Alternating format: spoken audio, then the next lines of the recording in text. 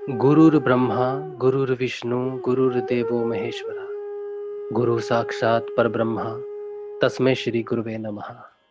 तस्मै श्री गुरुवे नमः। तस्मै श्री गुरुवे नमः। जयकारा लगाते हैं मिलके गुरुदेव का। बोलो समर्थ सतगुरुदेव संत श्री रामलाल जी सियाग की जय। बोलो शिव अवतारी महायोगी बाबा श्री गंगारी नाथ की जय। बोलो दशम अवतार कल की अवतार की जय। बोलो सनातन धर्म की जय। बोलो पलाना धाम की जय। बोलो जामसर धाम की जय। बोलो काजलवास धाम की जय। जय श्री गुरुदेव, जय श्री दादा गुरुदेव, जय श्री गुरुदेव, जय श्री दादा गुरुदेव।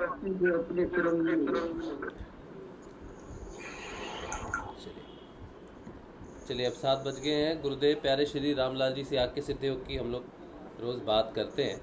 गुरुदेव के सिद्ध योग से जो परिवर्तन आते हैं या फिर हमारे परिवर्तन से जो प्रश्न हमारे रहते हैं साधना में, उनकी हम बात करते हैं। तो आप अगर अपना माइक बंद कर लो, जो लोग बात नहीं कर रहे ना, जो लोग सिर्फ हंस रहे हैं, वो लोग अपना अपना माइक बंद कर ले।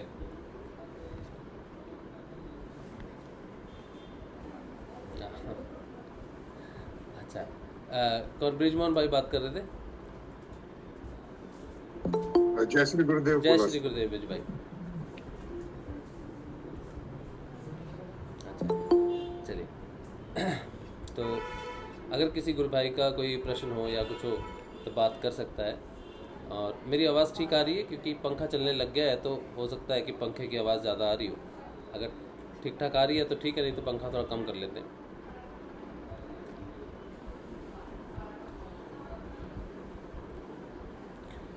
चलिए अच्छा, तो गुरुदेव श्री रामलाल जी सियाग का सिद्ध योग है।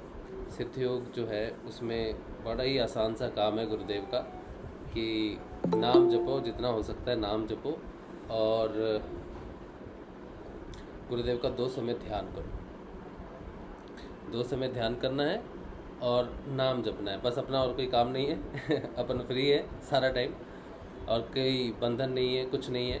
बाकी अगर कोई पूजा पाठ करता है गुरुदेव के प्रति, पूजा पाठ हार फूल माला कोई चढ़ाता है, तो गुरुदेव की प्रसन्नता के लिए, गुरुदेव की पूजा के लिए, ठीक है। वो कोई आदान प्रदान के लिए महत्व नहीं रखती वो चीज़ें। तो गुरुदेव से हृदय में वास करते हैं, और हृदय से तो प्रेम ही है, बस प्रेम और भाव ही है आपका जो गुरुदेव को प्रसन्न करता है। तो बड़ा ही सिंपल सा तरीका है। गुरुदेव कहते हैं इससे आसान दुनिया में कुछ नहीं है। नाम जपने से आसान मन में और कुछ भी नहीं है। और 2 समय ध्यान करना, पंखा धीमे कर, ठीक है। चलो, और किसी गुरु भाई को कुछ बात करनी है, गुरु बहन को कोई बात करनी है? जय गुरुदेव। आज है ना मेरे घर में विवेकानंद जी आए हैं। हाँ, क्या बात है। कौन सी बुक आई है? रोमा रोला की आई है और आशा गुप्ता की आई है। अच्छा, क्या नाम है बुक का? विवेकानंद जी की जीवनी। हाँ, और दूसरी पे लिखा विवेकानंद जी। एक और लेके आई, मेरी बहन लेके आई वहां से। हाँ, अच्छा, पढ़ना भी है तो ध्यान, जैसे तो ध्यान की है, पढ़ भी लेना। पढ़ूंगी। हाँ पढ़ नहीं पढ़ूंगी, सच में पढ़ूंगी। हाँ, देखो ना, वो बात सारी बातें एक और आई है, भारत के कर्मयोगी महापुरुष। 3 बुक लेके आई वो। अच्छा, कहाँ से लाए वो इतनी सुंदर बुक? वो टीचर है ना, तो वो लाइब्रेरी से ले आई इशू करवा के। अच्छा, वो भी ध्यान करती है? हाँ, बोल बता तो रखा, वो करती हैं। अच्छा, चलो, बहुत अच्छी बात है। बहुत प्रेरणादायक जीवनी है विवेकानंद जी की। बिना गुरुदेव की इच्छा के तो कोई नहीं आ सकता, तुम बताते नहीं हो। हाँ बिल्कुल, बिल्कुल सही बात है, बिल्कुल सही बात है, बिल्कुल सही बात है। जोर जबरदस्ती करके अगर हम ले भी आए ना, तो पढ़ी नहीं जाती। मैंने एक बार खरीद ली इनकी बुक, क्या महर्षि अरविंदो की खरीदी थी, चेतना का साहसिक अभियान। सोचा था उनका 15 अगस्त को जन्मदिन होता है, तो उनके जन्मदिन पे अपने आप को उपहार दूंगा, उनकी बुक खरीदूंगा। तो उनकी बुक खरीद ली मैंने, और 1 साल तक ऐसी ही पड़ी रही। जब सही समय आया तब जाके उसको पढ़ना शुरू किया मैंने। अब कहीं जाना आना तो होता नहीं है, अंदर ही रहना, तो मैं पढ़ूंगी। मुझे बहुत अच्छा लग रहा है सच में, ध्यान करके जैसे ही उठी हाँ वो बुक आई मेरे पास। हाँ, क्या बात है। तो बहुत अच्छी बात है, यही तो है वो, बस वही बात है, अपने कालिदास जी चल पड़े हैं। कल हो गया काम, कालिदास जी अपने वहां से चल दिए हैं। जय गुरुदेव उर्मिला आंटी। जय गुरुदेव, जय गुरुदेव करण। आंटी अगर कभी गुरुदेव अलाउ करें तो ये बेलूर मठ से इनके 10 किताब का एक वॉल्यूम मिलता है स्वामी विवेकानंद का, वो पढ़ना, बहुत बहुत गजब की किताबें हैं, बहुत गजब की। आपने तो पढ़ रखी विवेकानंद जी होगी। का? हाँ करण, अच्छा अच्छा। करण मैं आपने तो आपने पढ़ता था, करण भाई, जय गुरुदेव। जय गुरु, जय गुरु, जय गुरुदेव। करण भाई, जय गुरुदेव। हाँ जय गुरुदेव, जय गुरुदेव। ये पुस्तकें कहाँ से मिलती है, मुझे भिजवाओ ना। ठीक है, एड्रेस दे दूँ, बेलूर मठ से शायद कोरियर करवानी पड़ेगी। ठीक है। मैं तो किसी से उधार लेकर पड़ी थी। कहाँ से ली थी? जयपुर में एक जानकार है मेरे, उनके पास ये सारी किताबें थी, तो उनसे ले लेकर पढ़ता था मैं तो। सारी अच्छा, पढ़ ली? अच्छा। सारी पढ़ ली? मेरे पास भी एक वॉल्यूम छोड़कर उनके पास एक किताब थी। संजीवनी के पास, संजीवनी जी के पास है। वाह, क्या बात है, सबको बुक से प्रेम हो गया ना। मेरे को गुरुदेव ने शुरू में पढ़वाई। जब तो शादी भी नहीं हुई थी, मैंने पूरे पूरे पूरे पूरा पढ़ डाले। अच्छा, विवेकानंद पूरे पढ़ दिए? हाँ अच्छा, 10 के 10 वॉल्यूम, वाह। हाँ, अब पता नहीं कहीं कुछ छूटा होगा, लेकिन जब तो फ्री भी थे ना, अनमेरिड थे, टाइम बहुत होता था, पढ़ने का शौक था। और वो गुरुदेव ने पढ़ाई ऐसा वो लगाया था। भैया ने तो इंग्लिश का वॉल्यूम मंगाया, मैंने हिंदी का मंगाया, तो मेरे पास तो हिंदी इंग्लिश दोनों के पूरे वॉल्यूम है। वाह, तो बताइए कोई खास बात बताइए विवेकानंद जी की। यही तो बात कहना चाहती हूँ, कुछ भी याद नहीं रहा। भैया मुझे तो उनका प्रेम योग सबसे बढ़िया लगा था। अच्छा, चलो बताओ कुछ प्रेम योग के बारे में फिर। भैया उन्होंने ये कहा था, एक होती है गौण भक्ति और एक पराभक्ति। उनसे है ना, तो खेतड़ी के महाराजा ने यही पूछा था कि तुम लोग है ना, मतलब मूर्ति पूजा क्यों करते हो? हाँ, ये मूर्ति में भगवान थोड़ी है। तो उन्होंने कहा था कि तुम्हारे तस्वीर में मम्मी पापा है ना, उनकी तस्वीर पे है ना जूते लगा दो, थूक दो। तो उन्होंने मना किया कि ऐसा नहीं कर सकता। तो विवेकानंद ने पूछा क्यों, ये असली मम्मी पापा थोड़ी हैं। फिर उन्होंने कहा लेकिन भावना तो जुड़ी हुई है। तो इसी तरीके से तस्वीर में भावनाएं जुड़ी होती है, इसलिए लोग गौण भक्ति में तस्वीर को देखकर उस ईश्वर को याद करते हैं। खेतड़ी के महाराज। हाँ, फिर उन्होंने इन रिप्लाई क्या किया? उनको इतना बड़ा ज्ञान दिया विवेकानंद जी ने, उन्होंने क्या नहीं किया? उनके आगे का डायलॉग लिखा ही नहीं था उसमें।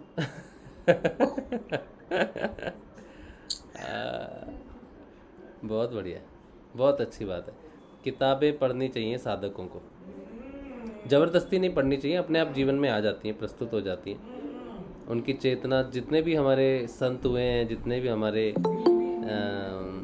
साधक हुए हैं अच्छे अच्छे, स्वामी हैं, स्वामी विवेकानंद जी, स्वामी मुक्तानंद जी, ये सारे सारे अपनी जीवनी जो इनकी लेखनी है ना, उसमें वास करते हैं। और जब हम उनके बारे में पढ़ते हैं तो उनकी जो प्राण शक्ति जो समिष्ट प्राण में है, वो हमारे प्राणों को संपंदित करती है, जिससे हमारे प्राणों में हलचल होती है। और जिस तरह की उनकी जीवनी है, जिस तरह का उनका व्यवहार विचार रहता है, वो हमारे व्यवहारों को प्रभावित करता है। इसीलिए जो गीता पढ़ते हैं या फिर हम कोई धार्मिक पुस्तक पढ़ते हैं, तो उस समय के लिए हमारे प्राण जो हैं वो स्पंदित होते हैं, क्योंकि वो बाहर से स्पंदन है, इसलिए ज़्यादा देर स्थिर नहीं रहता। लेकिन कोई साधक अगर जागृत हो जाए गुरु कृपा से, तो जब वो स्पंदन होता है बाहर से और वो अंदर स्पंदित होता है, तो वो ज्ञान जो है वो प्रकट हो जाता है, अंदर से ही प्रकट हो जाता है। तो वे फिर हमेशा रहता है, चिरजीवी रहता है, फिर वो अक्षय रहता है, अक्षय ज्ञान है वो। लेकिन जब तक साधक अंदर से जागृत न हो, बाहर से वो पुस्तकें पढ़े, तो स्पंदन तो आता है, लेकिन वो स्पंदन डाई आउट हो जाता है। जैसे समंदर की लहरें हैं, उठती हैं तो गिर जाती हैं। लेकिन अगर आप जागृत हो जाओ और उसके बाद पढ़ो, उसके बाद स्पंदन हो, तो फिर वो जो उसका ज्ञान है वो प्रकट हो जाता है। लहरें फिर उठे नहीं उठे कोई फ़र्क नहीं पड़ता। ये फ़र्क है जागृत होने के बाद पढ़ने के लिए। फिर से एक बार पढ़ना संजीवनी रेड्डी जी, फिर से अब एक बार और पढ़ना। अब हाँ, वो यही बात मैं कहना चाहती हूँ कि जब पढ़ी, लेकिन जब भी हालांकि मैं पढ़ती थी ना तो मेरे को मतलब वो एक उसमें हो ही जाते हैं, उसमें उससे रिलेटेड हो जाते हैं ना, तो मेरे को पढ़ते पढ़ते ही बहुत तेज प्राणायाम शुरू हो जाते थे। अच्छा। हाँ, वो उसमें अब इतना टाइम हो गया ना मेरी, आफ्टर मैरिज तो 20 साल हो गए, तो मेरे को अब तो बिल्कुल टाइम ही नहीं होता है। तो लेकिन फिर सोचती हूँ कभी बैठ के, मैंने बहुत कुछ उस पर लिख रखा है, मैं उसमें से थोड़ा आवाज़ लिखती भी थी। हाँ। हालांकि बहुत कुछ है दिमाग में, लेकिन अब इतना टाइम तक कभी वापस देखा ही नहीं ना। कई चीजें तो उसी से मेरे जीवन में आई हैं। उसको पढ़ते पढ़ते ही स्वामी विवेकानंद से मुझे इतना प्यार ही उनको पढ़ पढ़ के हुआ है। हाँ, अच्छा। हाँ, मेरे तो देखो बेडरूम में भी स्वामी विवेकानंद की तस्वीर ही लग रही है। स्कूल में भी मैं जहाँ भी, मतलब इतनी मैं पागल थी, जहाँ भी होती ना स्वामी विवेकानंद, और इवन मैं शुरू में ध्यान लगाती थी ना तो गुरुदेव, दादा गुरुदेव को तो याद करती थी, स्वामी विवेकानंद, रामकृष्ण परमहंस, सबको याद करती थी। आज अब वो अपने आप ही खत्म हो गई वो चीज धीरे धीरे। अच्छा अच्छा। जैसे उधर महाअवतार बाबा जी, उधर उनको पढ़ा था तो महाअवतार बाबा जी, लाहिड़ी महाराज, सबको याद करती थी, योगानंद जी तक को। फिर मैं ध्यान लगाती थी, सारे योगियों को, जितनों को मैंने पढ़ा लिखा ना, उन सबको याद करती थी। सब मुझे आशीर्वाद दो, मैं जीवन के एकमात्र लक्ष्य को प्राप्त कर सकूं। फिर ऐसे करके ध्यान में बैठती थी। अब तो सिर्फ गुरुदेव का रह जाता है। फिर अच्छा अच्छा अच्छा। अब गुरुदेव ही पढ़ाएंगे, अब वापस से पढ़ाएंगे। हाँ, तो बिल्कुल बिल्कुल। वही पढ़ाते हैं, वही पढ़ाते हैं। बहुत अच्छी बात है। अच्छा, और कोई गुरु भाई कुछ बात करना चाहेगा? कुछ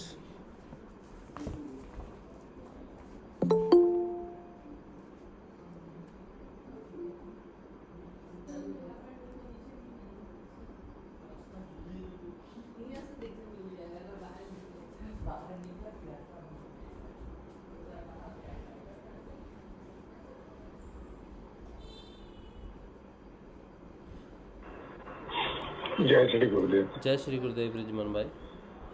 मैं ये बोलना चाहता था कि हर व्यक्ति पढ़ा लिखा नहीं होता है। हाँ जी। ठीक है, मैं किताब पढ़ सकता हूँ, जरूरत पड़ी तो हिंदी भी पढ़ सकता हूँ, इंग्लिश भी पढ़ सकता हूँ, लेकिन रुचि हिंदी में ज्यादा रहती है। और दूसरी बात यह है कि माँ श्रुति की जो है मेहरबानी होनी चाहिए, माँ श्रुति का आशीर्वाद होना चाहिए। माँ श्रुति जो पुराने जमाने में अगर देखे हैं तो किताबें नहीं थी और सुन के ही ज्ञान अर्जित किया जाता था। तो जो ज्ञान जिसको प्राप्त होना होता है गुरु आशीर्वाद से, जो है सुन के ही प्राप्त हो जाता है। पढ़ना इतना जरूरी नहीं है, और हरेक के बस की बात भी नहीं है पढ़ना। कई लोग पढ़ते हुए पढ़ सकते हैं, उसके बाद में भी रुचि नहीं आती है। लेकिन सुना हुआ जो है सत्संग में बैठ के सुन लिया, वो स्मरण रह जाता है। तो मैं थोड़ा सा उस कैटेगरी में आता हूँ। और दूसरा क्या है, घर में ये भी देखता हूँ कि किताबें जो है अनादर होता है, तो मैं किताबें लाना ही बंद कर दिया घर के अंदर में। मैंने कि मैं किताबें संभाल सकता हूँ लेकिन दूसरे मेंबर नहीं संभालते हैं, तो फिर अनादर होता है पुस्तकों का। तो पुस्तकों का अनादर जो है मन में आता नहीं है। और थोड़ा सा पढ़ने में रुचि होती है, सब्जेक्ट की ऐसी बात नहीं है, तो उतनी पुस्तकें पढ़ता हूँ, ऑनलाइन पढ़ लेता हूँ या पुस्तक पढ़ लेता हूँ, जो वापस देने की होती है वो वापस दे देता हूँ। लेकिन वो घर के अंदर में पुस्तकें कम ही लाता हूँ, क्योंकि उनका अनादर फिर करना नहीं चाहता मैं।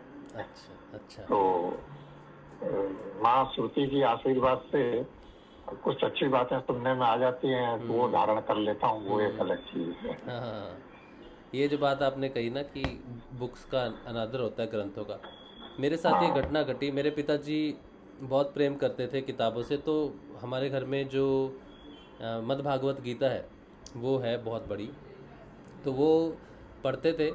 तो उनके जाने के बाद हमारे घर में बहुत सारी छोटी छोटी बहुत महत्वपूर्ण पुस्तकें थी, जो पता नहीं कहाँ गई, मेरे होश संभालने से तो पहले पता नहीं कहाँ चली गई।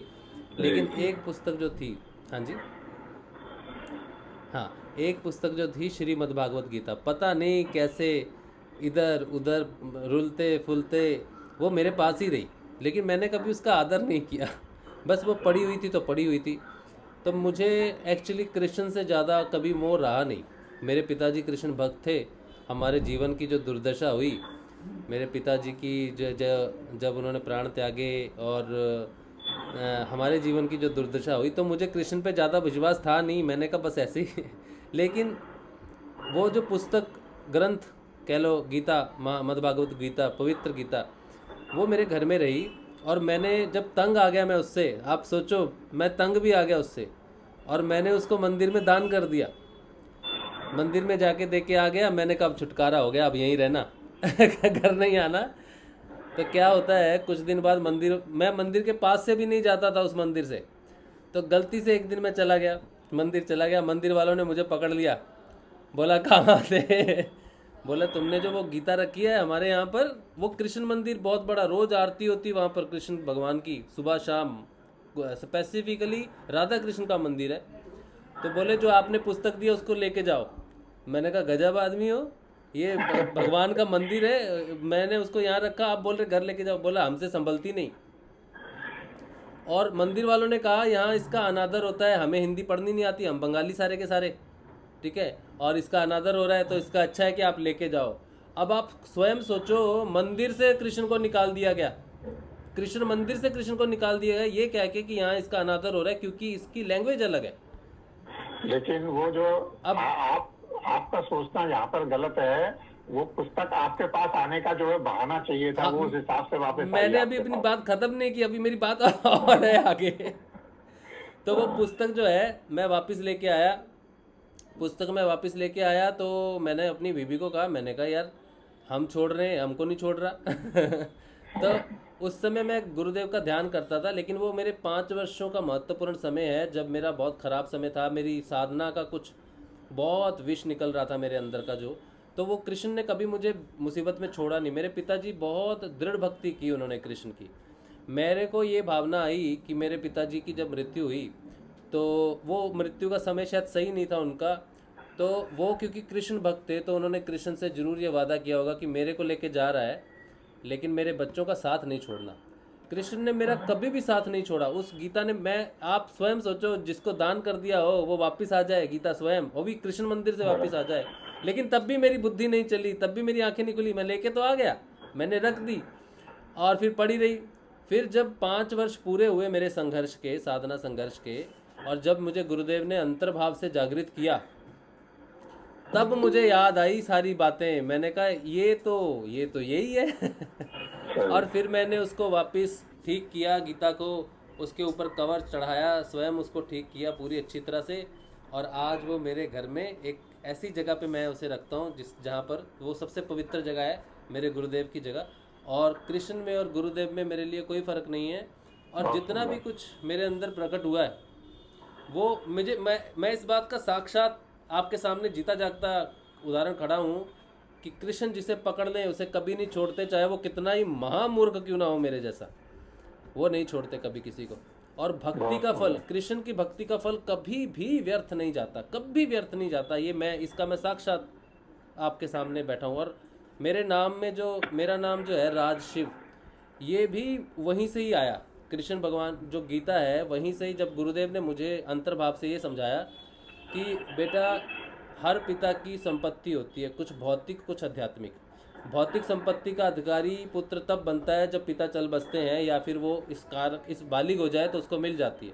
आध्यात्मिक संपत्ति का भी वारिस बनना पड़ता है, काबिल बनना पड़ता है, नहीं तो वो नहीं मिलती। तुम्हें नहीं मिलेगी, हो सकता है तुम्हारे पुत्र को मिले, वो भी काबिल नहीं है तो उसके पुत्र को मिलेगी। तो आध्यात्मिक संपत्ति है, तो तेरे पिता की आध्यात्मिक संपत्ति प्राप्त हो रही है, इसलिए तो अपना नाम राज शिव रख। अपने पिता का नाम अपने नाम के साथ जोड़, ताकि तुझे हमेशा याद रहे कि जो भी तेरे अंदर परिवर्तन आ रहा है उसका बीज तूने नहीं बोया, उसका बीज तेरे पिताजी ने बोया कृष्ण भक्ति करके। तो मेरे पिताजी का नाम शिव कुमार शर्मा, मेरा नाम राजू शर्मा। तो मेरा आध्यात्मिक नाम जो पड़ा वो पड़ा राज शिव। तो मेरे नाम के साथ ही मेरे पिताजी का जो भक्ति का बीज, आज जो भी मेरे अंदर परिवर्तन है, आज अगर मैं आपके सामने बैठ के गुरुदेव की कुछ बात करता हूँ, कृष्ण की कुछ बात करता हूँ, तो ये सारा यहाँ से प्रकट नहीं हुआ। ये आध्यात्मिक संपत्ति हमारे पूर्वजों ने, मेरे पिताजी ने इकट्ठी की, जिसका फल मैं काट रहा हूँ और हम सब खा रहे हैं तो ये गुरुदेव हमें बहुत पहले से हमें पकड़ के हैं। ऐसा नहीं है कि मैंने कुछ विशेष कार्य कर दिया या मैं कोई बहुत बड़ा काम कर दिया, कुछ भी नहीं किया मैंने तो। नहीं, ये आप बिल्कुल सही बोल रहे हैं। और जहाँ तक मेरी समझ आती है कि अपने जो है हम जो विचारों का अर्थ जो पहले नहीं समझते हैं, वो उम्र का पड़ाव पार करने के बाद में फिर बाद में वो चीज के दूसरे अर्थ निकलते हैं जो हम बाद में समझने लगते हैं। जैसे गीता जी पहले हम नहीं समझते थे, हम उसको समझ में नहीं आती है करके साइड कर देते थे, लेकिन अभी वो जो है गीता जी की एक एक चीज जो है समझ में भी आती है। अब वो धारणा अंदर से, अभी मुझे पढ़ने की जरूरत नहीं है, वो अंदर से अपने आप निकलता है सारा ज्ञान। किताब, आप गीता का कुछ भी पन्ना खोलो, कुछ भी पन्ना खोलो, कुछ भी श्लोक पढ़ लो, वो अंदर से प्रकट हो जाता है। क्योंकि ये तो बाहर से, अच्छा इसके ये जो बाहर ब्रह्म स्वरूप गीता है, ये अंदर प्रकट हो गया मेरे। अब मैं इसको अंदर साक्षात्कार करता हूँ तो मुझे पता है कि यही ब्रह्म स्वरूप मेरे अंदर है। उसका प्रतीकात्मक रूप मद् भागवत गीता मेरे घर में है कई वर्षों से। इस पे मैं आपको स्पेशल बात बताता हूँ। कल का सेशन था, इंग्लिश का सेशन था, उसमें बड़ी महत्वपूर्ण बात मेरे को पता चली। वो बात मैं आपसे शेयर करता हूँ। और जितनी भी बातें मैं और अभी ब्रिजमोहन भाई कर रहे थे, उसके संदर्भ में मैं माँ श्रुति की जैसे बात चली, माँ श्रुति के बिना पर ब्रह्म साक्षात्कार होता ही नहीं। उसका सकारात्मक, उसका बाहर में जो प्रतीकात्मक रूप है वो दर्शन में आता है, लेकिन उसका ज्ञान कभी भी प्राप्त नहीं होता। इसका कारण मैं आपको बताता हूँ कि जो श्री कृष्ण हैं वो 16 कला युक्त अवतार हैं, 16 कला पूर्ण हैं। उनको 16 कला युक्त क्यों कहते हैं? 16 तत्व हैं टोटल। जब पृथ्वी की संरचना हुई, संरचना होते होते टोटल 16 तत्व बने। कृष्ण को पूर्ण अवतार इसलिए कहते हैं कि 16वें तत्व का सृजन श्री कृष्ण ने किया। वो कृष्ण ने जिस तत्व का सृजन किया वो था अक्षर ब्रह्म। अगर हम प्रश्नोपनिषद पढ़ें तो उसमें इस 16वें तत्व की रचना की बात की गई है। अब ये बात जो है, ये बात माँ श्रुति के बिना मुझे नहीं पता चलती या किसी को भी नहीं पता चलती। उसका कारण ये है कि ये बात का जो ज्ञान है ये गुरुदेव ने दिया अपनी किताब में। गुरुदेव की किताब है बाइबल की भविष्यवाणी, ठीक है। इसका एक चैप्टर है जिसका नाम है शब्दों से सर्वभूतों की उत्पत्ति। अब मैं आपको ये भी बताता हूँ कि माँ श्रुति की कृपा का जो सार है, जो माँ श्रुति की कृपा है, कैसे पता चलती है। ये बुक जो गुरुदेव की जो लिखी हुई ग्रंथ है, पवित्र ग्रंथ है, ये बाइबल की भविष्यवाणियाँ, ये कई लोगों के पास है। पढ़ने से कुछ भी नहीं होता। इसके अंदर अक्षर ब्रह्म तो है, लेकिन इसके अंदर वो रहता नहीं, वो रहता हृदय में। उसको जागृत करने के लिए माँ श्रुति का स्पंदन चाहिए, या कहिए माँ श्रुति का आवाहन चाहिए। जब तक वो जागृत नहीं होती, इसका साक्षात्कार यहाँ नहीं हो सकता। अब मैं आपको पढ़ के बताता हूँ कि जो यहाँ पर लिखा है उसका साक्षात्कार अंदर कैसे होता है और उसकी कैसे समझ में आती है, और मूल मंत्र जो गुरुदेव का है वो क्यों विशेष है, क्यों गुरुदेव नाम जाप पे जोर देते हैं। अब मैं पहले इसको पढ़ देता हूँ। इसमें लिखा है, भगवान श्री कृष्ण 16 कला युक्त पूर्ण अवतार हैं। प्रश्नोपनिषद में उस परम पुरुष द्वारा लोकों में जिस 16वें तत्व नाम को रचने की बात कही गई है, उसी नाम के सहारे बाकी सभी तत्वों का भेदन करते हुए जीवात्मा का परमात्मा अर्थात परम पुरुष को प्राप्त होना ही मोक्ष है। शब्द ब्रह्म, मैं आपका माइक बंद कर दे रहा हूँ, हाँ, मोक्ष है। शब्द ब्रह्म से पर ब्रह्म को प्राप्त होने के उपरोक्त सिद्धांत को ही हमारे सभी संतों ने एकमात्र सच्चा पथ माना है। इस संबंध में कबीरदास जी ने कहा है, छर अक्षर नी अक्षर बूझे, सूझी गुरु परिचावे, छर परिहरी अक्षर लो लावे, तब नी अक्षर पावे। अक्षर गहे विवेक करी, पावे तहीं से भिन्न, कहे कबीर नी अक्षर ही लहे पारखी चिन्ह। कहते हैं संत सदगुरु द्वारा प्राप्त शब्द के द्वारा ही साधक उस परम पद को प्राप्त कर सकता है। इस संबंध में उस परम पद पर पहुंचने की विधि बताते हुए रास्ते में जो आनंद प्रकट होता है उसका अति सुंदर ढंग से वर्णन करते हुए बहुत ही सरल साधारण भाषा में कहा है, जो कोई निर्गुण दर्शन पावे, प्रथमे सुरती जमावे तिल पर, मूल मंत्र गहिलावे, गगन गराजे दामिनी दमके, अनहद नाद बजावे। बिन जिम्मा नाम ही को सुमिरे, अमीरस अजर जुवाबे, आजपा लगी रहे सूरती पर, नैन न पलक डुलाबे, गगन मंदिली में फूल फुलाना, उहाँ भंवर रस पावे, इंगला पिंगला सुखमणि शोधे, प्रेम ज्योति लो लावे, सुन्न महल में पुरुष विराजे, जहाँ अमर घर छावे, कहे कबीर सतगुरु बिनु चिन्हे कैसे वह घर पावे। ये जो पूरी अभी रचना हमने सुनी है, मैंने पढ़ी है, इसमें कहा गया है कि 16वां तत्व क्या है, वो शब्द है, और 16वें तत्व से वापिस जाने की यात्रा जो है वो तय की जा सकती है। अपनी दीक्षा प्रोग्राम में गुरुदेव कहते हैं कि जिस शब्द ब्रह्म से इस संपूर्ण प्रकृति और सृष्टि की रचना हुई है, उसी शब्द ब्रह्म से वापिस अपने सोर्स तक पहुंचा जा सकता है। यही वो 16वां तत्व है। इसीलिए इसको श्री कृष्ण ने जब इसकी रचना की, इसीलिए श्री कृष्ण को 16 कला पूर्ण युक्त अवतार, पूर्ण अवतार कहा जाता है, क्योंकि यहाँ पर आके पूर्णता बन जाती है। इससे बाद वो कहते हैं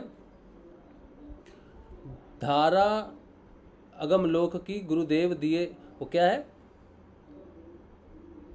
धारा कबीरा धारा, हाँ, कबीरा धारा अगम की, उलटता ही पढ़ियो। हाँ, धारा अगम लोक की गुरुदेव दिए बताए, जपत उलट ही सदा स्वामी संग मिलाए।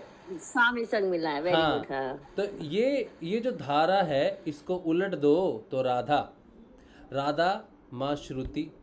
अब वो कहते हैं जिस अक्षर ब्रह्म की हम बात करते हैं, वो माँ श्रुति से, वो अक्षर ब्रह्म साक्षात हृदय में प्रकट होता है। जब वो हृदय में प्रकट हो जाता है तो आपके साक्षात्कार हो जाता है और आपका मिलन हो जाता है। इसीलिए किताबों को पढ़ने से ज्ञान प्राप्त नहीं होता, गुरु के जगाने से, साधक के जगने से, माँ श्रुति की कृपा से वो अक्षर ब्रह्म साक्षात रूप में प्रकट हो जाता है, तब योग संभव होता है। उसके बिना योग संभव नहीं। इसीलिए कृष्ण का बहुत महत्वपूर्ण है। इसीलिए कहते हैं कृष्ण मोक्ष देता है। वो इसलिए देता है क्योंकि वो अक्षर ब्रह्म की उसने रचना की है। सारे वेदों की, ज्ञान की रचना जो है वो श्री कृष्ण के श्रीमुख विष्णु से मानी जाती है। इनके पुत्र के समान माना जाता है ज्ञान को, उनके श्रीमुख से रचना हुई है। वो वहाँ तक पहुँचने का एक रास्ता है।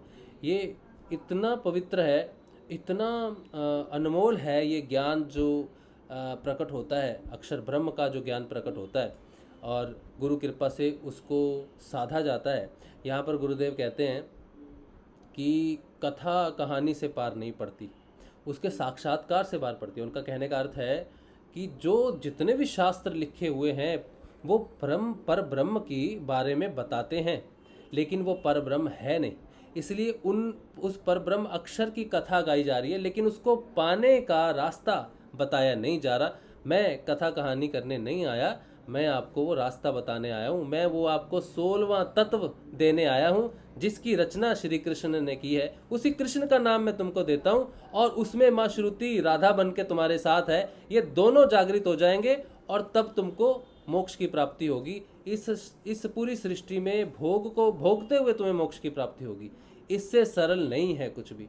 ये इतना अनमोल ज्ञान गुरुदेव ने बांटा है, लेकिन ये तब तक आपके पल्ले नहीं पड़ने वाला जब तक आप अंदर से जागृत नहीं होते, जब तक माँ श्रुति की कृपा नहीं होती। तब तक क्या रहेगा, वो अक्षर ब्रह्म नहीं रहेगा, वो काला अक्षर भैंस बराबर वाली बात है, ठीक है। लेकिन अगर माँ श्रुति की कृपा हो जाए तो पढ़ने लिखने की जरूरत नहीं। ये तो बाहर जो अक्षर ब्रह्म है ये तो सहायक रूप है, सिर्फ सारा अंदर प्रकट होगा। अगर अंदर प्रकट नहीं हुआ तो इसका कोई मतलब नहीं। जैसे मेरे घर में गीता पढ़ी रही तो मेरे लिए वो गीता अक्षर ब्रह्म होते हुए भी अक्षर ब्रह्म का काम ही नहीं किया उसने कभी। मेरे लिए तो वही थी, वो जिसको कहते हैं काला अक्षर भैंस बराबर। इसीलिए तो मैंने उसे दान कर दिया। अगर मुझे इस बात की जरा भी जानकारी होती कि वो अक्षर ब्रह्म है, चलो ब्रह्म मेरे अंदर नहीं है बाहर तो है, अगर इतनी मुझे जानकारी होती तो मैं इसको मंदिर में दान नहीं देता, ठीक है। इसीलिए जो ज्ञान है वो पुस्तकों में नहीं बल्कि हमारे हृदय में छुपा है। उसका मंथन करने वाली माँ श्रुति है, उसका मंथन करने वाला वो अक्षर ब्रह्म है। ये दोनों मिलके उस ब्रह्म को साक्षात्कार करते हैं। इसीलिए ये जितनी भी ज्ञान का जो भी हम सेशन करते हैं, जो भी ये करते हैं, ये हमारे मार्ग में एक एक सूर्य की तरह है। और इसका वर्णन भी आता है इसी बुक में। अगर आपने बाइबल की भविष्यवाणियाँ नहीं पढ़ी तो मैं कहूँगा आप ज़रूर पढ़ें। समझ में आए नहीं आए उसकी चिंता नहीं करना, बस इसको पढ़ना। क्योंकि अक्षर ब्रह्म को जब आप पढ़ते हो ना, आपके हृदय में स्पंदन होता है। वो स्पंदन आपकी मदद करेगा माँ श्रुति को जागृत करने के लिए।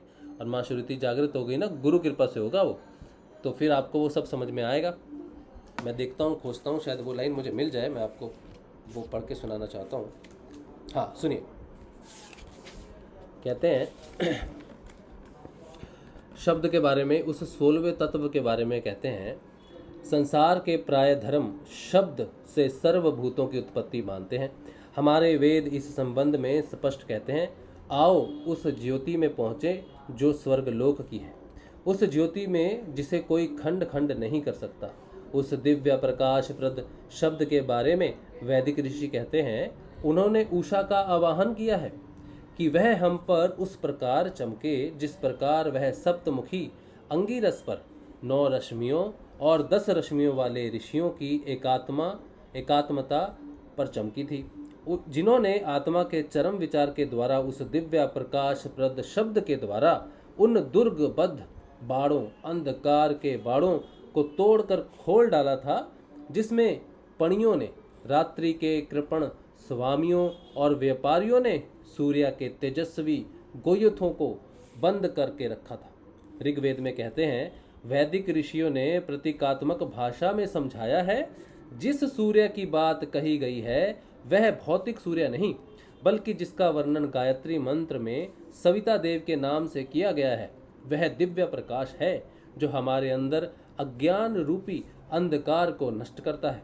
वैदिक ज्ञान की पूर्ण प्राप्ति उस प्रकाशप्रद शब्द के द्वारा अपने अंदर का अंधकार दूर करके ही की जा सकती है।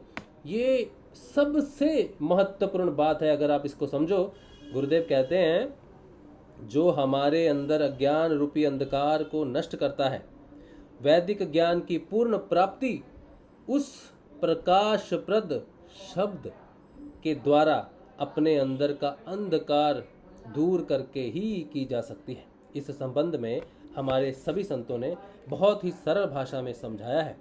संत कबीर दास जी महाराज ने कहा है, साधो शब्द साधना कीजे, जेही शब्द से प्रगट भय सब, सोई शब्द गही लीजे, शब्द ही गुरु शब्द सुनी शिष्य भे, शब्द सो बिरला बूझे, सोई शिष्य सोई गुरु महात्म, जेही अंतर्गति सूझे।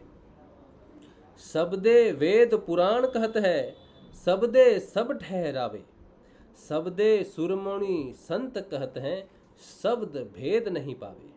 शब्द सुनी सुनी भेष धरत है, शब्द कहे अनुरागी, शट दर्शन सब शब्द कहत है, शब्द कहे बैरागी। शब्दे माया जग उत्पानी, शब्दे करी पैसारा, कहे कबीर जहाँ शब्द होत है, तवन भेद है न्यारा। ये इतना महत्वपूर्ण है, मुझे इतना आनंद आता है इसको सुन के। इसके बारे में श्री कृष्ण ने कहा है गीता में, वो कहते हैं, ओम तत्सत, ये वो शब्द है। ओम तत्सत ऐसे यह 3 प्रकार का सच्चिदानंद घन ब्रह्म का नाम कहा है। उसी से सृष्टि के आदि काल में ब्राह्मण और वेद तथा यज्ञादि रचे गए हैं।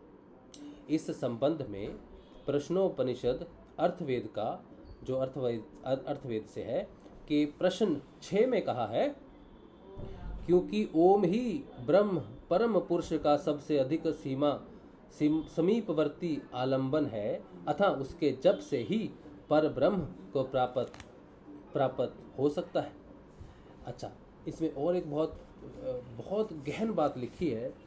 कहते हैं, जिस बात की हमने बात की थी ना, कि पानी का बुलबुला है आपके अंदर, एक प्राण का हिस्सा, और बाहर सारा जगत प्राण है समंदर की भांति।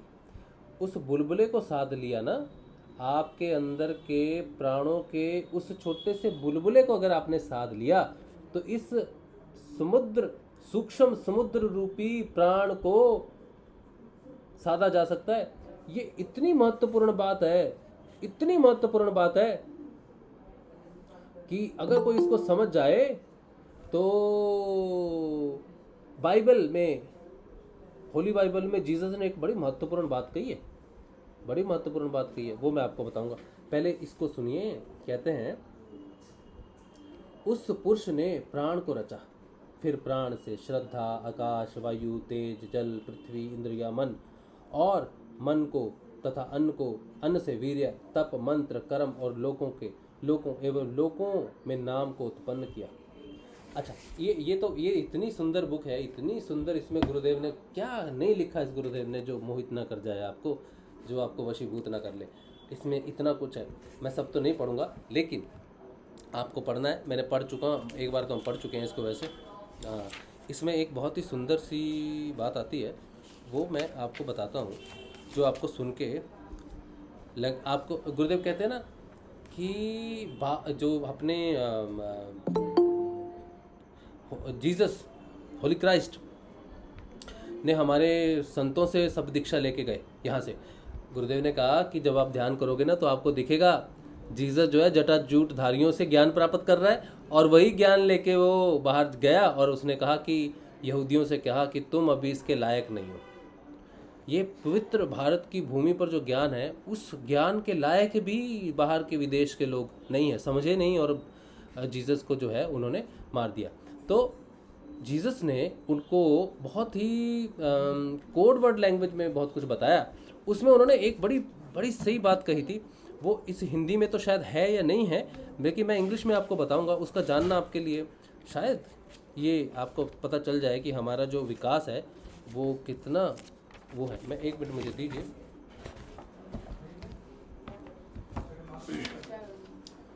हाँ ठीक है। अच्छा,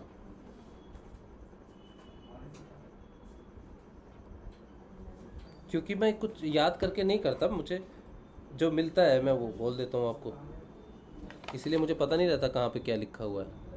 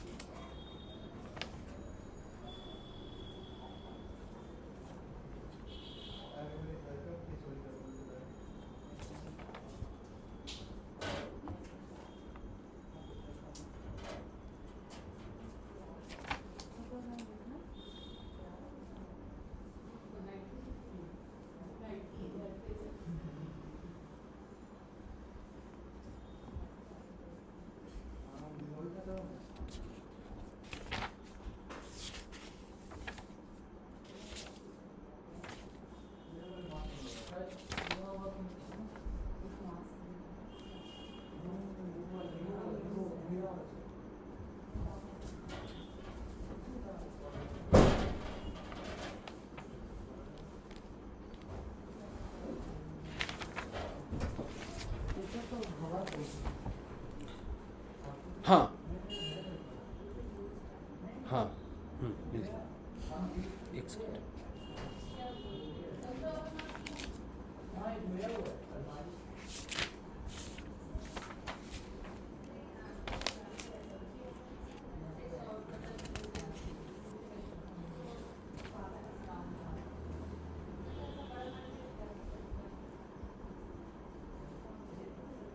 हाँ हाँ,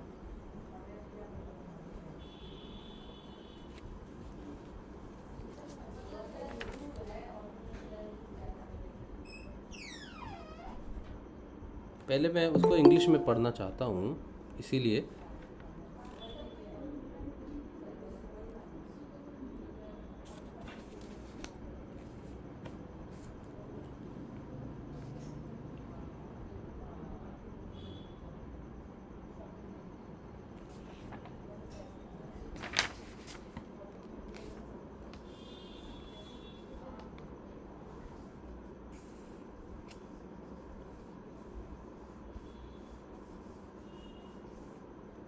हिंदी में तो मुझे मिल गया है।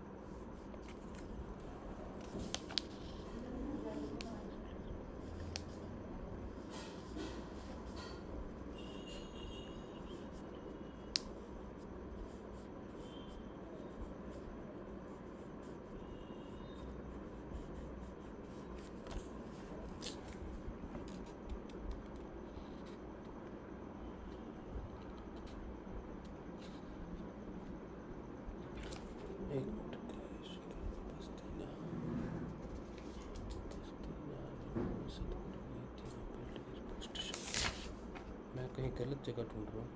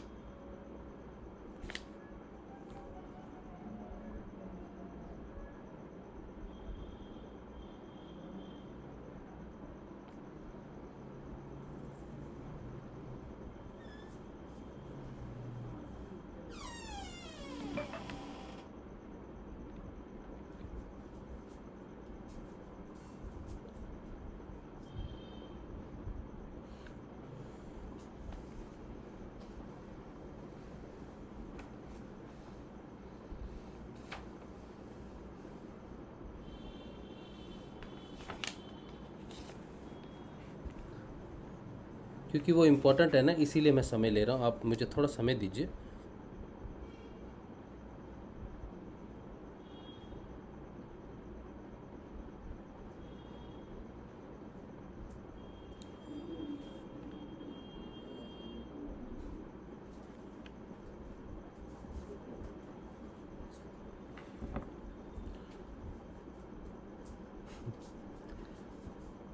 चलो, मुझे बाद में मिलेगा तो मैं बताऊंगा आपको, लेकिन मैं हिंदी में आपको ज़रूर बता देता हूँ।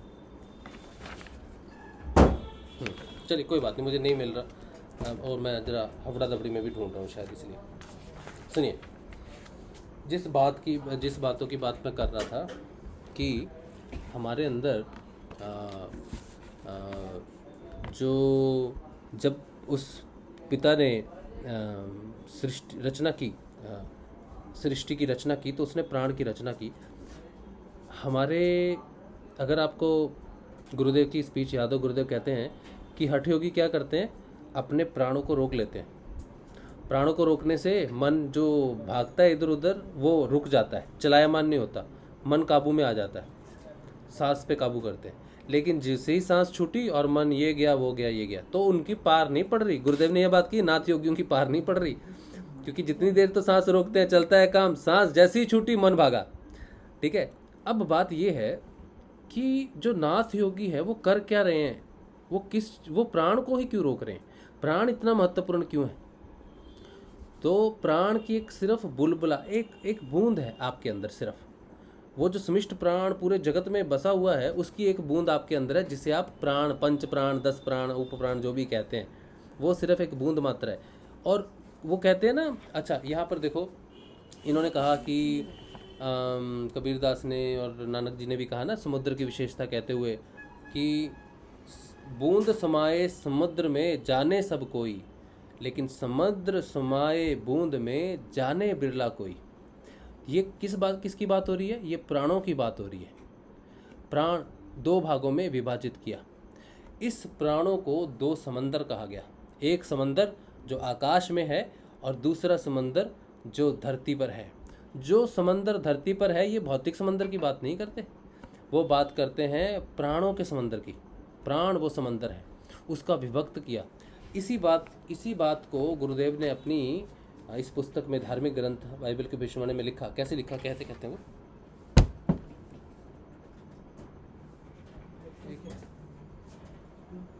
हाँ क्या नहीं, वो कैसे कहते हैं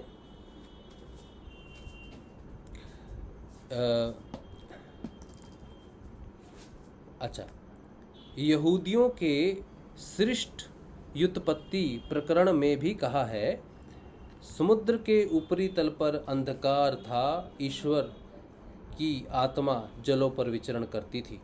शब्द के द्वारा उसने समुद्र को अंतरिक्ष में विभक्त किया, जिसके परिणाम स्वरूप अब यहाँ 2 समुद्र हैं, एक पार्थिव जो अंतरिक्ष के नीचे है, दूसरा द्यूलोकिया जो अंतरिक्ष के ऊपर है। ईसाइयों के पवित्र धार्मिक ग्रंथ बाइबल में भी शब्द से रचना का विवरण है। आदि में वचन था और वचन शब्द परमेश्वर के साथ था। अब ये जो बात आई है ना, इस बात से अब आप ध्यान रखना, इन्होंने जो बात यहाँ पर कही जो मैंने अभी पढ़ी। अब पीछे में जाता हूँ। यहाँ पर कहते हैं कि शब्द से सृष्टि की रचना हुई। गीता में भी कहा, कृष्ण ने भी कहा, और गीता में लिखा है, कहते हैं स प्राणम सृजत प्राणाच्छ द्वाम रवम वायु ज्योतिरापः पृथ्वी इंद्रियम मनाद्वीर्यम तपो मंत्रः कर्म लोका लोकेशु नाम च। इसका अर्थ कहते हैं उस पुरुष ने प्राण को रचा। किससे? शब्द से। फिर प्राण से श्रद्धा, आकाश, वायु, तेज, जल, पृथ्वी, इंद्रिया, मन और अन्न को, तथा अन्न से वीर्य, तप, मंत्र, कर्म और लोकों एवं लोकों के नाम को उत्पन्न किया। ये जो श्लोक है इसको विभक्त करो, यानी कि उस पुरुष ने उस शब्द से एक समिष्ट प्राण की रचना की।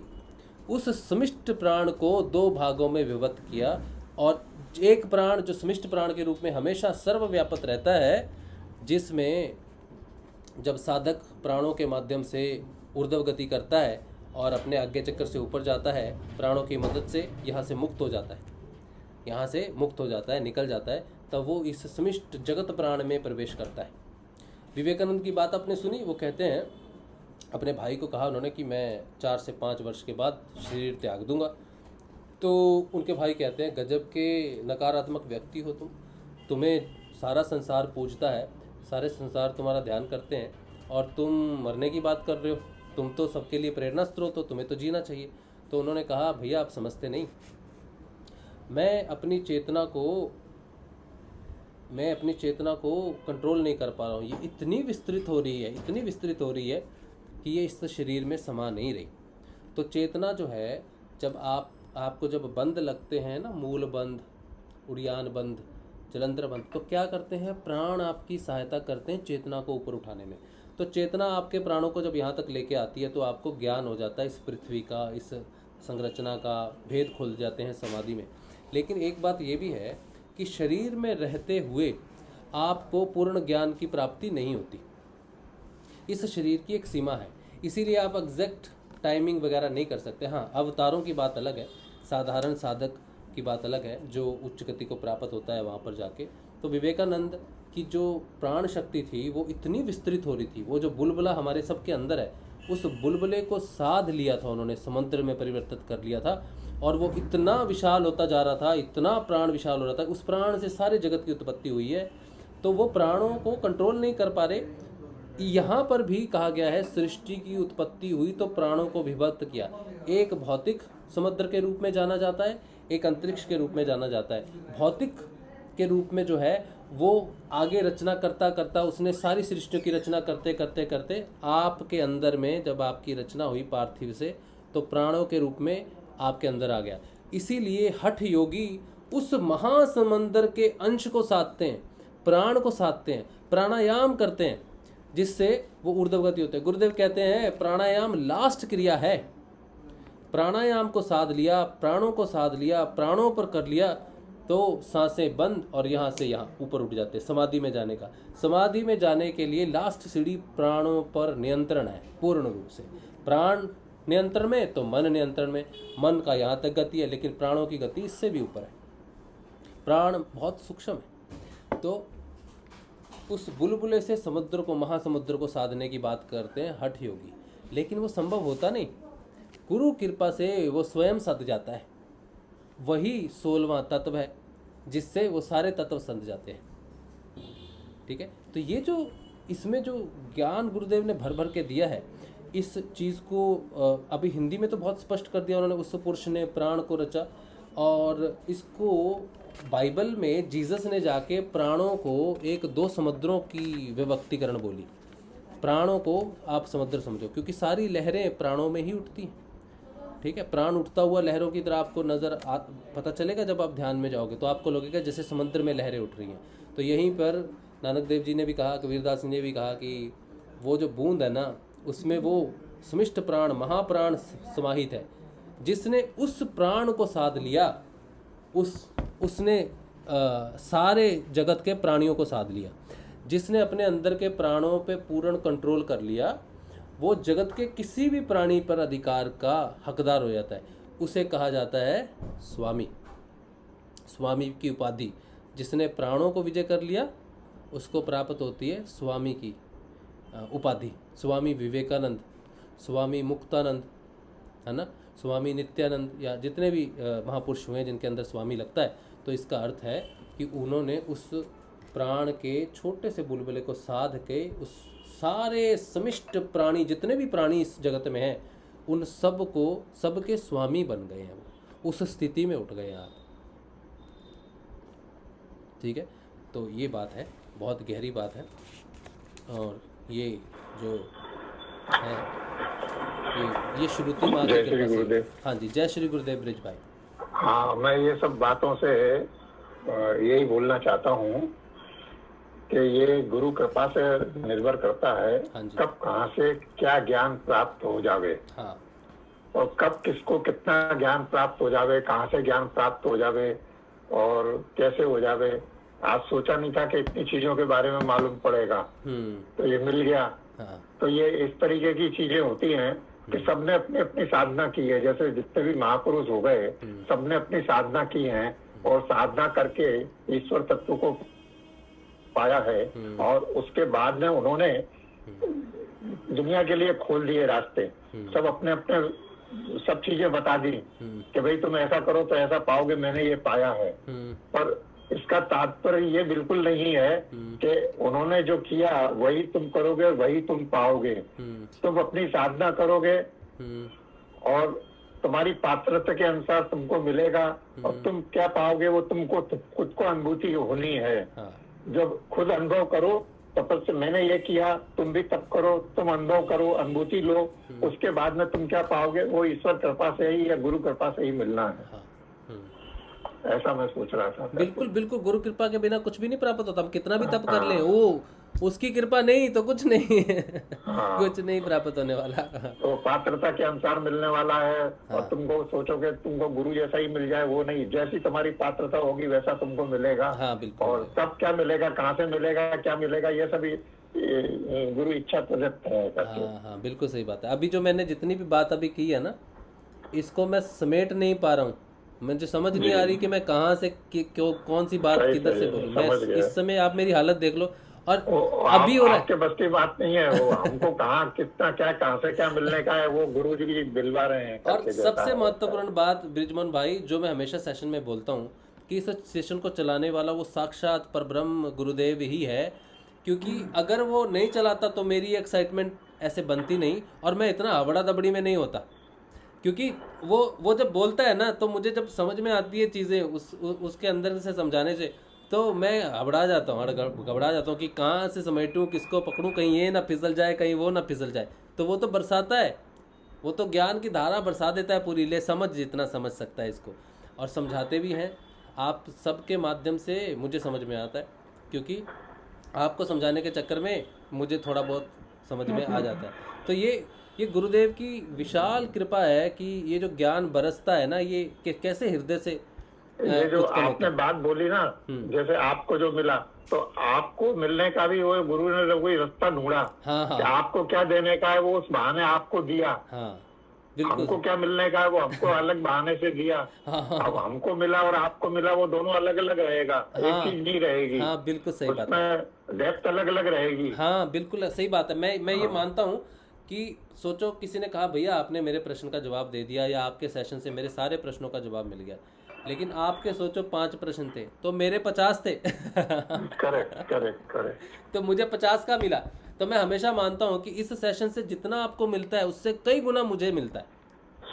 ये हम सबको मिलता है गुरु की तरफ से, और हो सकता है मुझसे ज्यादा भी किसी को मिलता हो। मेरा भ्रम हो कि मुझे मिल रहा है सबसे ज्यादा। भैया हाँ, ये स्वामी और महर्षि में कोई अंतर होता है क्या? जैसे आपने स्वामी का बताया, हाँ, और वैसे महर्षि को भी, स्वामी और महर्षि में कुछ अंतर होता है? जैसे स्वामी विवेकानंद थे और महर्षि दयानंद थे, तो महर्षि, हाँ, कैटेगरी अलग अलग होती है। हाँ, महर्षि वो होते हैं जो, जैसे एक बार बात की थी ना, जो कोई महर्षि प्रकट होता है ना धरती के ऊपर में, तो वो सारे वेदों का अध्ययन करते हैं। तीन है जिसे कहते हैं प्रश्नोत्तरी बोलते हैं उसको, शायद प्रश्नोत्तरी बोलते हैं, त्रयी बोलते हैं उसको, ठीक है। उसमें आती है ब्रह्मसूत्र, गीता और उपनिषद। ब्रह्मत्रयी इसको बोलते हैं, ब्रह्मत्रयी, गीता, ब्रह्मसूत्र और उपनिषद। इन जब भी महर्षि, कोई भी महर्षि इस धरती पर प्रकट होता है तो वो इन तीनों को पढ़ता है और स्वयं अपनी व्याख्या देता है। इस धरती पर जितने भी महर्षि आए हैं, जैसे महर्षि अरविंदो, इन्होंने क्या किया, प्रकट हुए, सबका अध्ययन किया, फिर खुद उस चीज़ को अपनी भाषा में उस जनरेशन के लिए एक्सप्लेन किया, ठीक है। क्योंकि हर 200-300 साल बाद जनरेशन की अंडरस्टैंडिंग बदल जाती है। अगर आज की जनरेशन को हम 10वीं सदी के हिसाब से समझाए तो उनको तो कुछ पल्ले नहीं पड़ने वाला। उनको अभी की सदी में कोई ऐसा तरीका चाहिए, कुछ ऐसा स्टेटमेंट या ऐसी एक्सप्लेनेशन चाहिए जो उनको समझ में आए। तो महर्षि अरविंदो इस सदी के महानतम महर्षियों में काउंट होते हैं, क्योंकि उन्होंने इस ब्रह्मत्रयी को अपने शब्दों में एक्सप्लेन किया और हमारे लिए उसकी संरचना रखी माइंड के हिसाब से। ट्रांसफॉर्मेशन जो उन्होंने दिया माइंड के हिसाब से दिया कि मन से अति मन का होगा। अब ये मन से अति मन जो है, इसकी बात विवेकानंद ने भी की है, ठीक है, और पीछे और भी बहुत सारे संतों ने की है, लेकिन हमें समझ में महर्षि अरविंदो आएंगे। अभी डिफिकल्ट लगेंगे, लेकिन आने वाली जनरेशन को बड़ी इजीली समझ में आएंगे महर्षि श्री अरविंदो। तो इसीलिए उनको महर्षि कहा है, क्योंकि ये ब्रह्मत्रयी का अनुवाद वो अपने शब्दों में जनरेशन के हिसाब से करते हैं। एक नई जनरेशन का मार्गदर्शन जो ऋषि करता है उसे महर्षि कहते हैं। ठीक है भैया, ठीक, जय गुरुदेव। हाँ, जय गुरुदेव। अच्छा, और कोई गुरु भाई, कोई गुरु बहन कुछ बात कर रहा है? प्रियंका बहन, आपको बात करनी है? आपका माइक म्यूट है।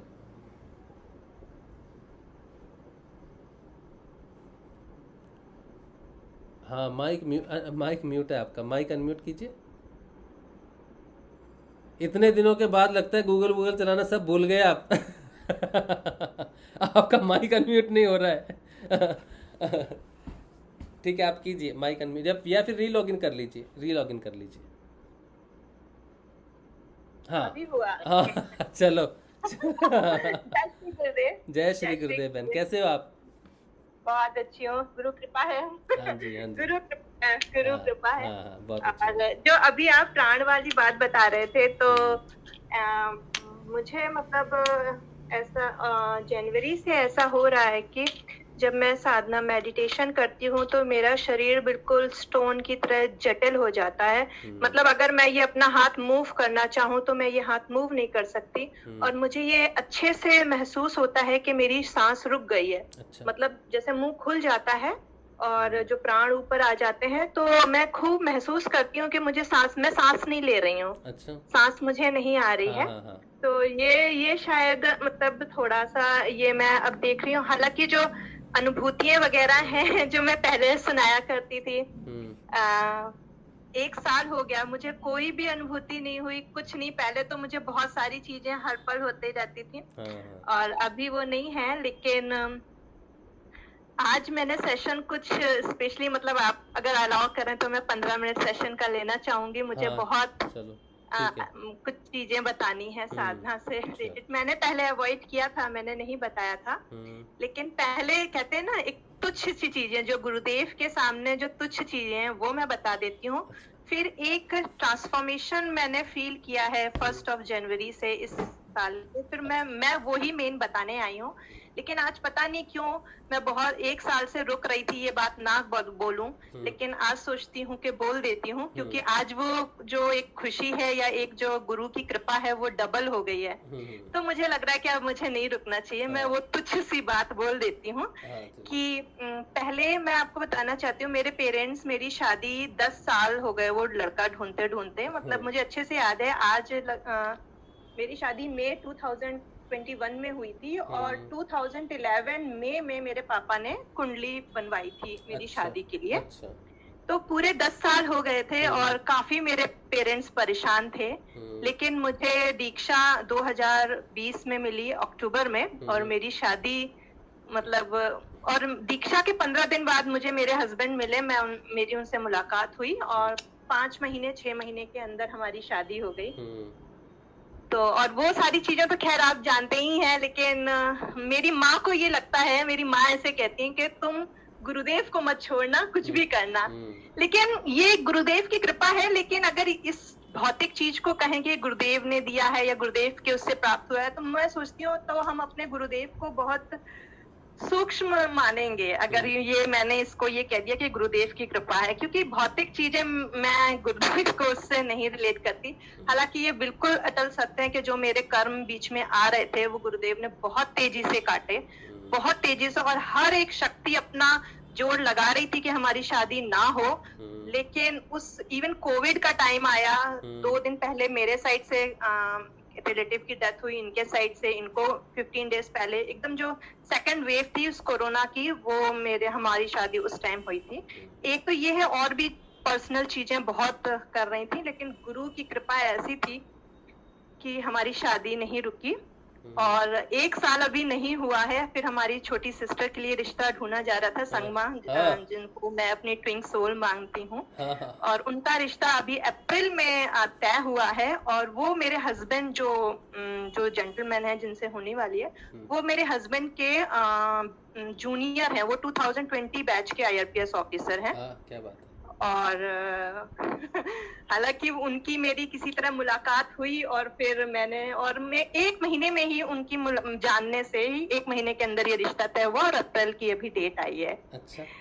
तो वो भी, और मुझे ये मालूम था कि ये जो मेरी बच्ची है इसका शुरू से साथ था, मतलब हम दोनों एक साथ रहने के लिए ही जीवन में जन्म लिया है। माइक थोड़ा दूर कर लो। हाँ, बस इतना।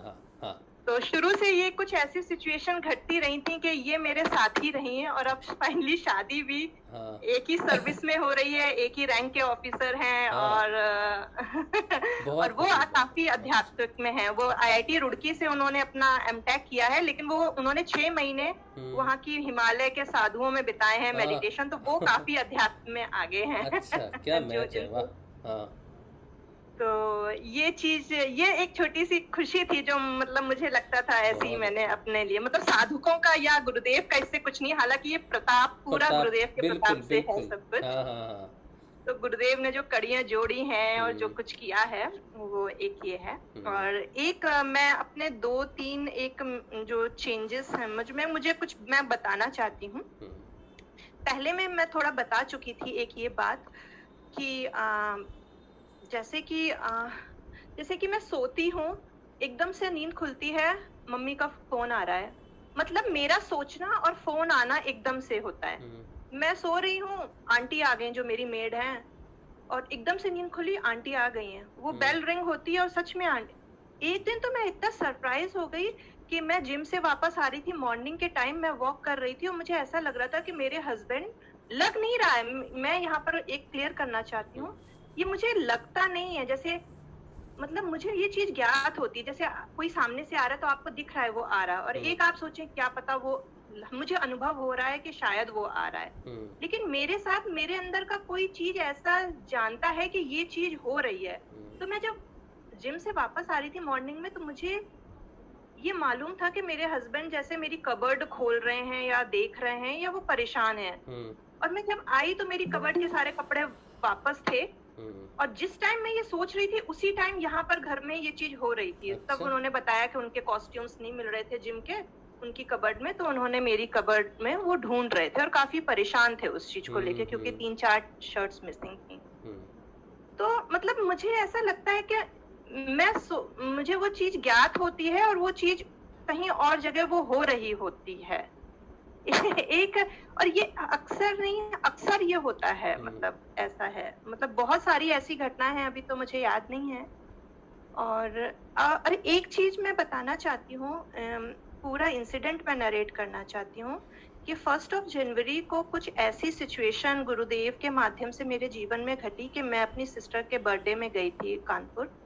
वहां पर एक शिव का बहुत पुराना मंदिर है और वो गंगा के जस्ट तट पे है, और बहुत सिद्ध मंदिर है, सारे कानपुर के बिजनेसमैन वहां पर आते हैं। मैं किसी टाइम में रेगुलर विजिटर थी, मंडे को जाया करती थी। जब से दीक्षा हुई है तब से तो सब कुछ ऐसा कुछ भी नहीं रहा। तो समहाउ सिचुएशन ऐसी घटी कि मैं उस मंदिर में, सारी फ्रेंड्स ने बनाया प्लान और मैं वहां पर चली गई। मैं सोच रही थी कि बस सब कुछ हो, मुझे अब मंदिर अंदर में जाना वो नहीं लगता, क्योंकि सारी चीजें तो मुझे पता है गुरुदेव ही हैं, मेरे साथ गुरुदेव हैं, फिर और कोई चीज हो या ना हो मैं सबकी रिस्पेक्ट करती हूँ। अपने अंदर मैं हमेशा गुरुदेव को ही धारण रखती हूँ।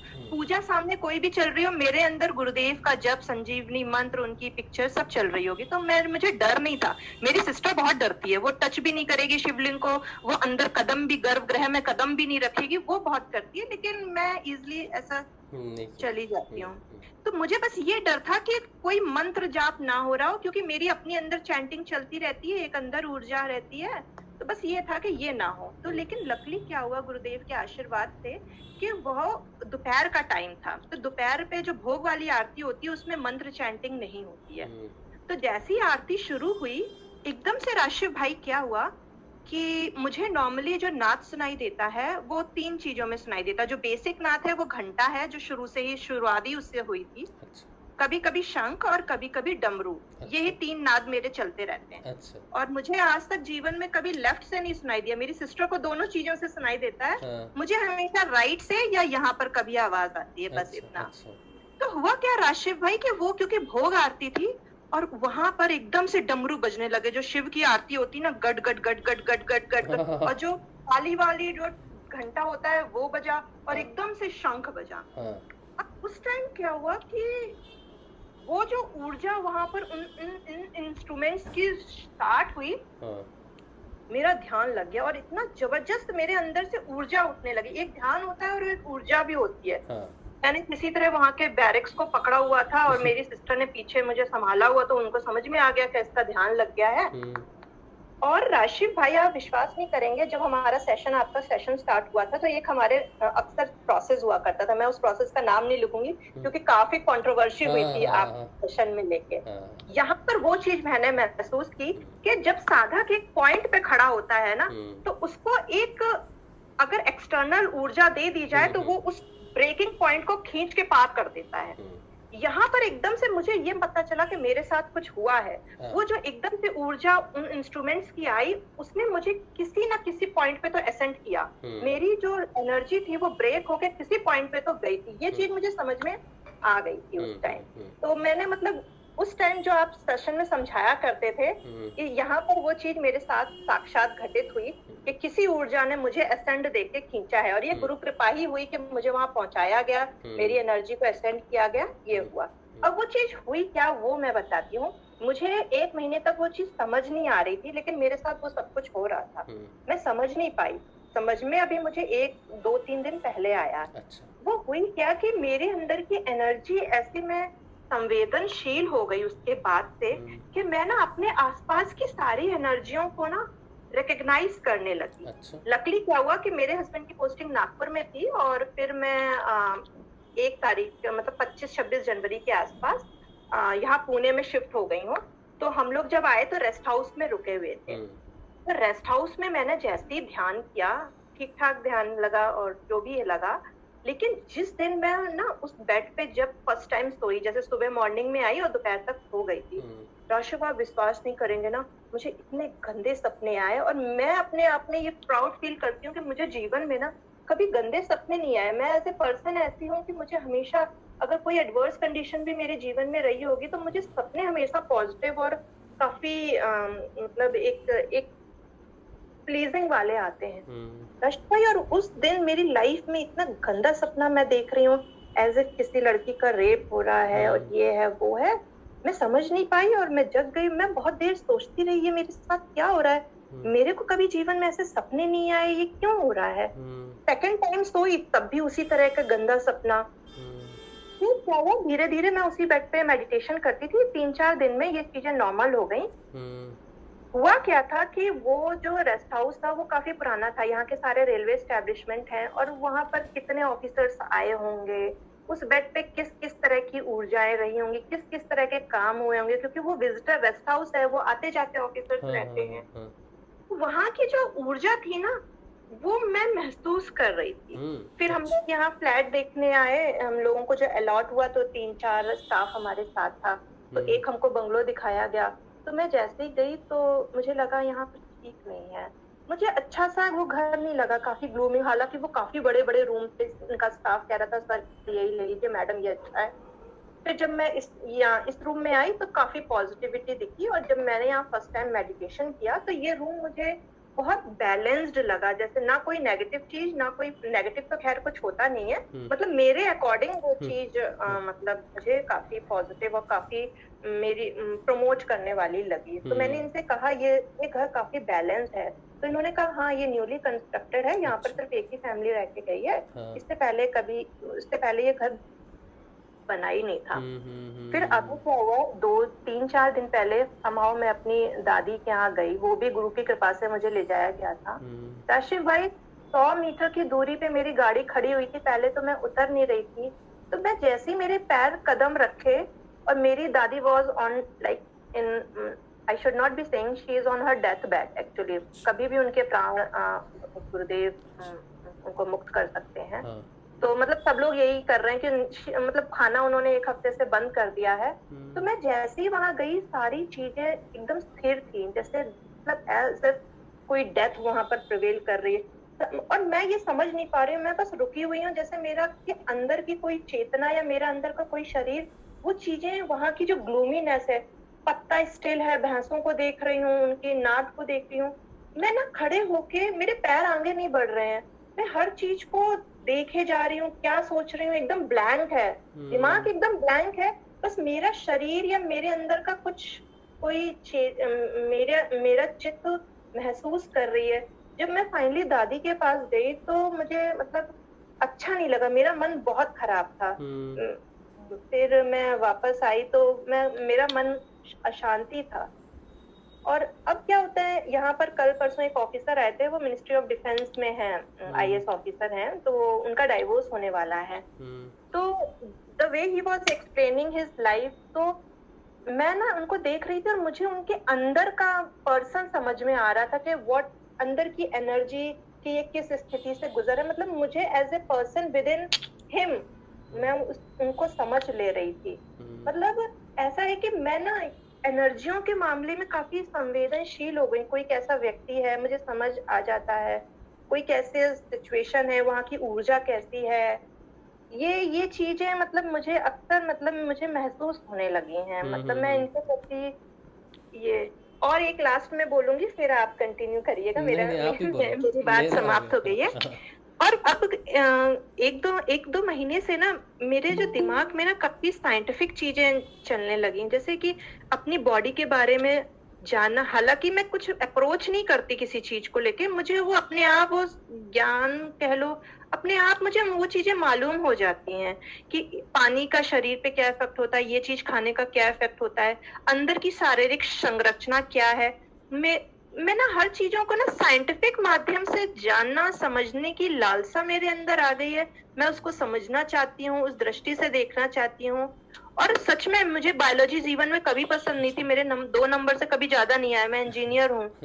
लेकिन अब ये जो शारीरिक संरचना है, कोई चीज का प्रभाव शरीर पे क्या होता है, मुझे हर चीज जानने की ना लालसा मतलब अंदर से आ गई है। और मैं अपनी बातों को भी उसी माध्यम से व्यक्त करती हूँ। जैसे मम्मी से कोई बात हो रही होगी तो वो कुछ भी पूछेंगी कि तुम्हें अच्छा लग गया, तो मैं ऐसे बोलूंगी, मम्मी हम लोगों को इस तरह से बनना चाहिए कि हर सिचुएशन हर स्थिति अच्छी लगे। अच्छाई तो अपने अंदर होती है, कोई दूसरी बाहर की परिस्थिति या बाहर पुणे कैसा है या वो अच्छा है या उसके माध्यम से तुम्हें अच्छा लग रहा है, उससे कोई फर्क नहीं पड़ता। अच्छाई अपने अंदर, हम अच्छे हैं तो हर सिचुएशन हमें अच्छी लगेगी, किसी भी सिचुएशन में हमको डाल दिया जाए या टाइम स्पेस में।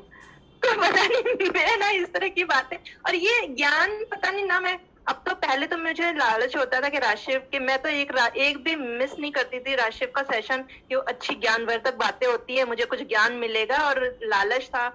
एक टाइम के बाद मुझे मतलब ऐसा लगा कि मुझे कुछ जरूरत होगी तो मुझे अपने आप गुरुदेव उस चीज से अवगत करवा देंगे, और ये ऐसा हो भी रहा है। कभी कुछ ऐसा पढ़वा देते हैं। और एक चीज और है कि मुझे ना थॉट्स पहले परेशान करते थे, माइंड मुझे परेशान करता था, अब मुझे बहुत कंट्रोल है। मुझे पता है कि ये थॉट, मतलब मैं थॉट को ना ऐसे फ्लो करते हुए देखती हूँ कि जा रहे हैं, मतलब they cannot overpower my mind, my thoughts. I have a strong control. कभी अपने पति के प्रति प्यार भी आ रहा होगा तो भी मुझे पता है कि ये माया है। इवन एक किसी व्यक्ति ने टेस्ट करने के लिए कि मेरे ग्रुप के प्रति कितनी मेरी समर्पण भावना है, तो कोई पूछता है मुझसे, अच्छा एक बात बताओ, तुम अपने पति से इतना प्यार करती हो, अगर गुरुदेव तुमसे उनको ले ले तब भी तुम गुरुदेव को इतना ही मानोगी? इस तरह के क्वेश्चन। तो ये है कि हम पता नहीं अभी क्या हो रहा है, मैं ये यात्रा कहाँ तक जाएगी, कहाँ तक गुरुदेव मुझे ले जाएंगे। जो बात मैंने पूरे सेशन में अभी किया ना, पता नहीं मैं कितना समझा पाया, लेकिन अगर कोई चीज़ समझाई जाए और कही जाए इसकी एग्जाम्पल ये है, तो आपने जो किया ना वो अपने एग्जाम्पल दिया। आपका जो ट्रांसफॉर्मेशन है ना, वो जो मैंने प्राण के बारे में जितनी भी बात कही है वो सारी की सारी एज एन एग्जाम्पल आप हो। अगर आपकी बात मेरी बात सुनने के बाद कोई ना समझे, जैसे एक गुरु बहन ने मैसेज दिया, इनका नाम है दीपशिका भवजर, इन गुरु बहन ने जो कहा समझ नहीं आया, तो मेरी बात इनको समझ नहीं आई, लेकिन अगर ये आपकी बात सुन ले तो इनको समझ में आ जाएगा, क्योंकि वो एग्जाम्पल है। बिल्कुल आप में जो परिवर्तन आ रहा है, वो आपका जो प्राण है वो बढ़ रहा है, मतलब वो फैल रहा है, उसको आप साध ले रहे हो। जैसे मैंने कहा ना, प्राणों को साधना ही हमारी साधना है, तो आपके प्राण सध रहे हैं, ठीक है। तो जितने भी प्राणी हैं वो कहाँ क्या कर रहे हैं उसका आपको ज्ञान हो जा रहा है। जैसे अच्छा, जब ये प्राण सधने शुरू हो जाते हैं ना, तब इनिशियली यही अनुभूतियाँ होती हैं कि होने से मोमेंटरली पहले पता चलेगा आपको। जैसे सोचो अभी बेल बजने वाली है, 3 सेकंड के अंदर बेल बजेगी, तो आपको पता बेल बजेगी, ठीक है। मैं सोच रही हूँ और बेल बज रही है। हाँ, ये होता है। हाँ, इमीडिएट मतलब नियर में व्हाट इज हैपनिंग इट। तो जब प्राण शुरुआत में सधने शुरू होते हैं तब ये इमीडिएट हैपनिंग शुरू होती है।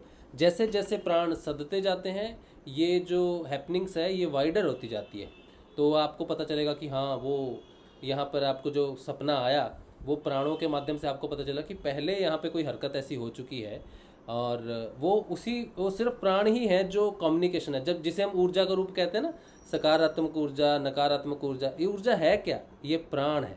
प्राण ही ऊर्जाओं में व्यक्त होके, प्राण ने ही सारी चीज़ों की रचना की है, सब चीज़ों की रचना की है, ठीक है। तो प्राण महासूक्ष्म है प्राण। तो उस महासूक्ष्म में प्राण में प्रवेश करने का एक छोटा सा यंत्र हमारे पास है, जिसे हम प्राण कहते हैं। तो जब वो आप प्राणायाम आपको होने लगता है, लास्ट क्रिया है, तब प्राण सधने शुरू हो जाते हैं। और आपके प्राण सधने का अर्थ है कि उस बूंद को साध लिया। जैसे हम लेबोरेटरी में क्या लेके जाते हैं, पानी का छोटा सा लेके जाते हैं, वो कहते हैं इसमें H2O है, हाइड्रोजन के 2 एलिमेंट्स हैं और ऑक्सीजन का 1 एलिमेंट है। अब समंदर में जो पानी है उसमें भी सेम एलिमेंट है। इसका यही अर्थ है कि आपके प्राण सध रहे हैं, तो समुद्र रूपी प्राण, जहाँ जहाँ भी प्राण, जिस व्यक्ति में भी प्राण है, उसकी अनुभूति आपको हो जाएगी। इसी स्थिति को जब आप पूरी तरह से साध लोगे, ठीक है, आपने बस ध्यान बंद करना है, मेरे पति ऑफिस में कर क्या रहे हैं काम भी कर रहे कि नहीं कर रहे, तो आपको पता चल जाएगा काम कर रहे।